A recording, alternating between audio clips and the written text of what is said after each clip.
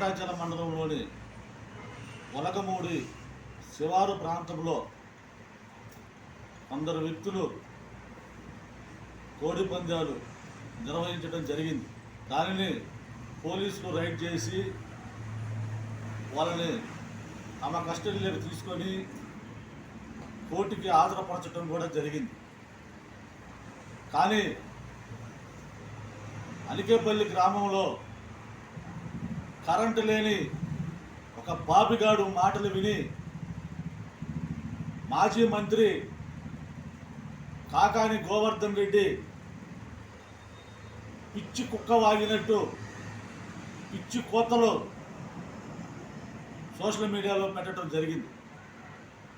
మేము ఒకటే అడుగుతున్నాం కాకాని గోవర్ధన్ రెడ్డి గారికి, పచ్చ కావిర్లు వచ్చినోడికి లోకమంతా పచ్చంగా కనపడినట్టుగా గడిచిన 10 సంవత్సరాలు ఎమ్మెల్యేగా ఉండి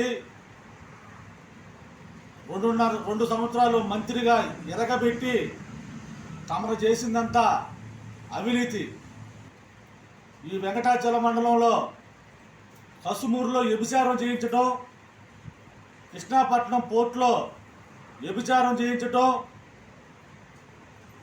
పేకాట ఆడించటం, కోడి పందాలు వేయటం, వాళ్ళ కాడ నుండి డబ్బులు వసూలు చేయటం మనకు అలవాటు. దాంట్లో భాగంగానే ఓయమ్మో మనం ఈ విధంగా డబ్బులు దండుకున్నాం కదా, అదేవిధంగా వాళ్ళు కూడా చేస్తున్నారని చెప్పి భ్రమలో మా నాయకుల గురించి మాట్లాడటం జరుగుతూ ఉంది. ఇది ఎంతవరకు న్యాయం అని చెప్పి సూటిగా ప్రశ్నిస్తున్నాం.